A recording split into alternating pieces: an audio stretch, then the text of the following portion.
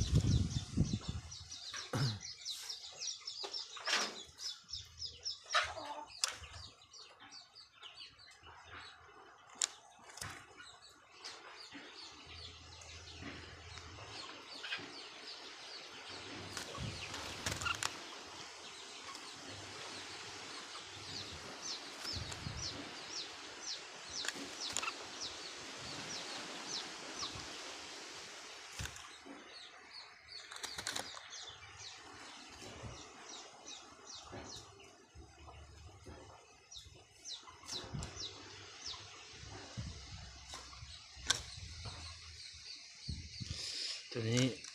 ไว้เห็นนกต่อให้เนาะเล็บขาวนะมาเบิ่งอีก2 ตัวอยู่นี่ทุกคนตัวนี้เอาเอ็ดหางมันใส่เลยเนาะตัวนี้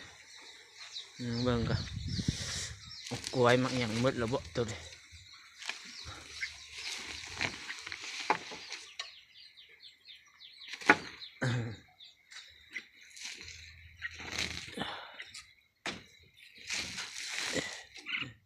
เห็นหางใส่นี่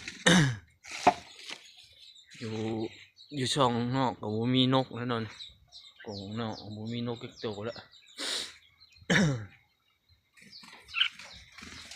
นี่อยู่ในนี่หรือเปล่านี่